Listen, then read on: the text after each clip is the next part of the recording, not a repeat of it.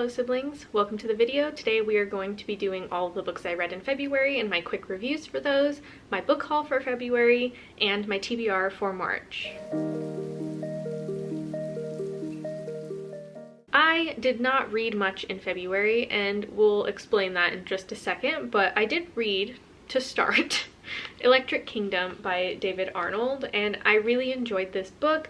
I gave it 4 out of 5 stars. It absolutely would have been a 5-star read for me had there not been a ton of Harry Potter references in this. I am not a J.K. Rowling fan. I do not support that author. I do not like when books lean into that. I think it's cheesy. I think that it's a cop-out.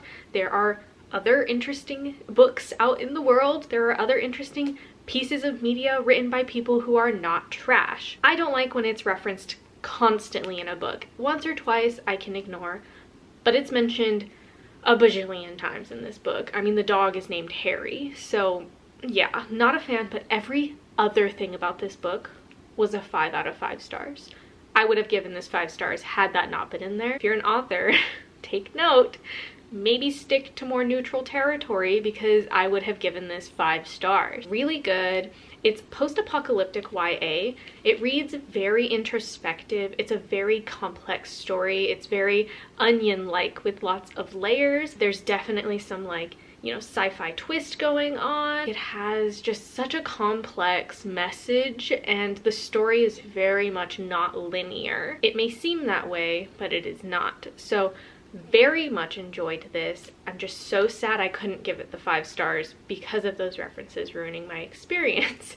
I'm so glad I went out on a whim and bought this though, because I highlighted a ton of this book and I really enjoyed it. And that takes one book off of my TBR. Next I read a book of pagan prayer, this book. I gave this book 2 out of 5 stars. I did not think the prayers were worded very well. I did not think that they were written super whimsically. Like, prayers are generally something you repeat in your head or say out loud, kind of like a mantra almost is how it was written, but it just personally didn't flow for me, and none of them really matched my own practice. I gave it 2 instead of 1 star because there was nothing overtly wrong with the book. It just didn't work for me, and I don't think it was very polished. I did like the layout of the book though. I thought it was really well put together in structure, like how it was organized was really good. It did inspire me to write some of my own mantras or incantations, invocations, whatever you want to call them. So I gave it 2 stars because it did inspire me. Next I read The Secrets of High Magic, and I gave this one 2 stars as well, although I kind of feel like I should give it 1 star if it was more about my personal enjoyment of it. But I gave it 2 because I do think it would be very useful for anyone looking to mix an Abrahamic religion with witchcraft, which is personally not something I agree with. I have a vlog out about this book as well, and if you are interested in more in-depth thoughts about it. Ultimately, I don't want the colonizer, Christianity, Abrahamic religions mixed into my practice as a pagan, because they wiped out paganism, or at least attempted to, so not a huge fan of that. So personally, this book was not very useful for me.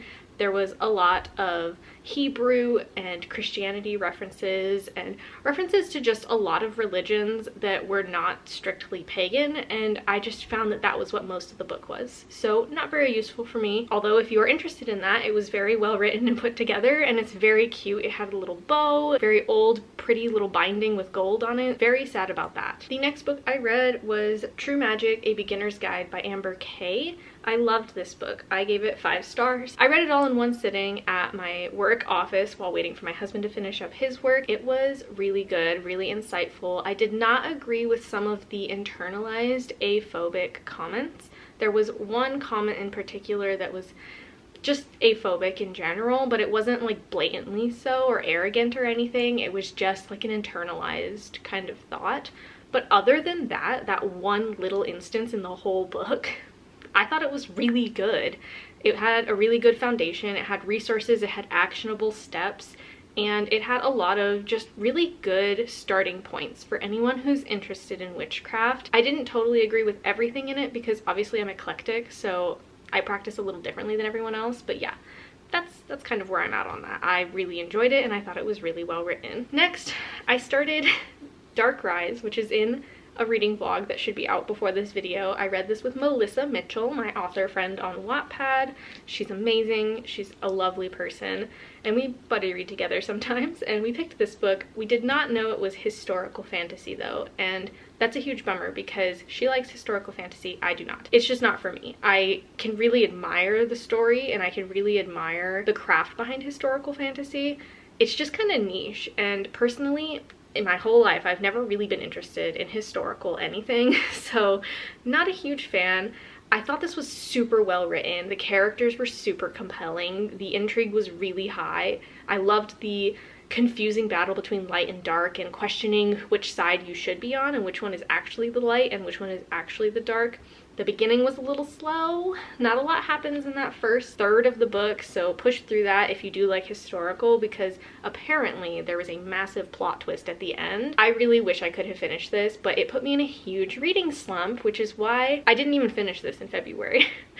I only read those 3 books I mentioned, and that is depressing, saying that I read like over 10 books in January. Very sad. February was a slump for me, and I'm very sad about it.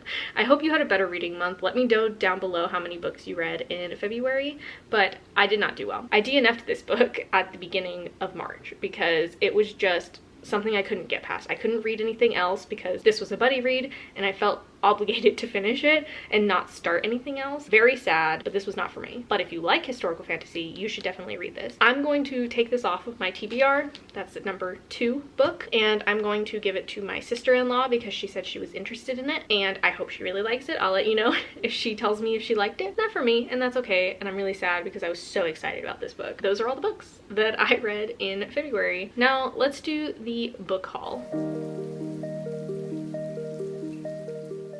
First, I went a little crazy at Barnes & Noble once again because they had a sale once again and they get me. I got What You Gonna Do by Avery Flynn. I normally don't read contemporary romance. I know, who is she? You're probably questioning me right now.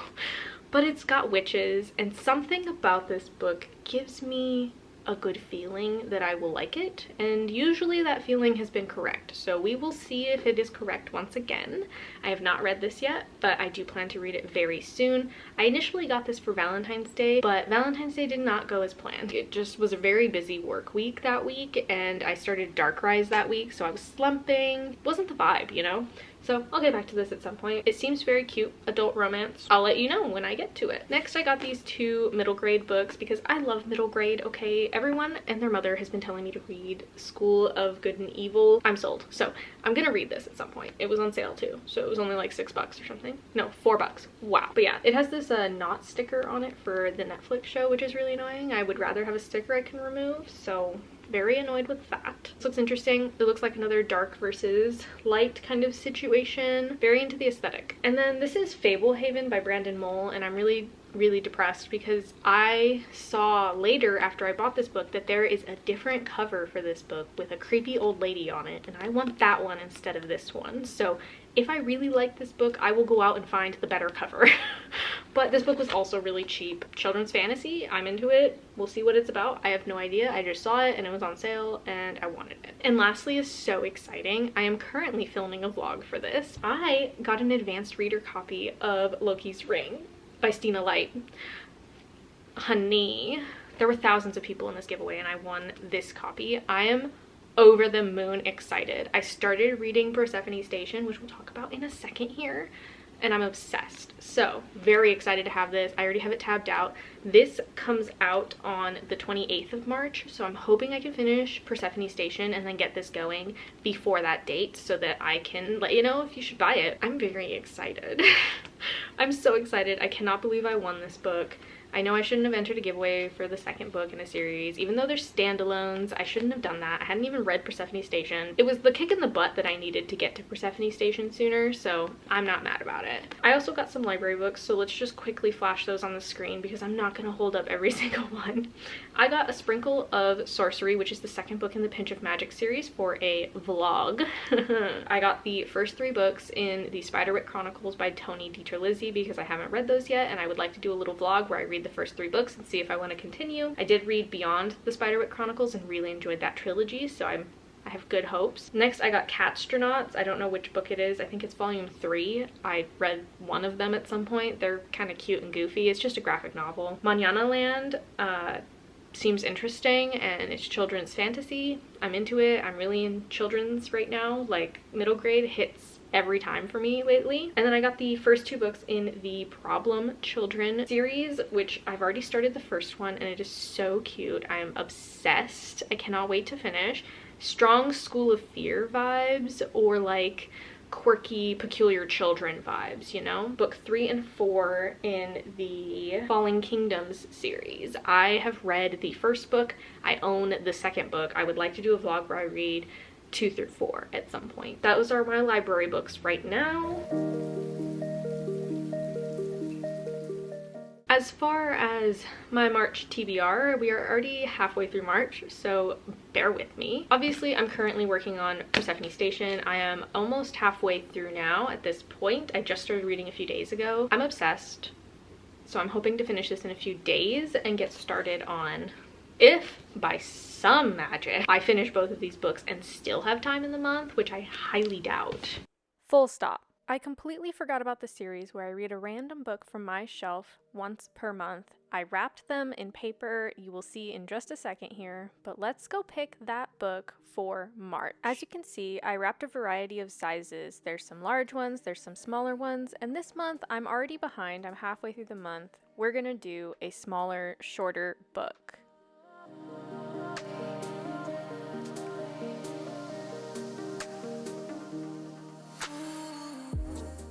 The book I ended up choosing is Oaths of Legacy by Emily Skretsky, and I am so excited. I read the first book last year and absolutely loved it. Thank you, Sarah, Reading Plus Stylines, for that recommendation. I am so excited to get to this month. It is adult queer sci-fi.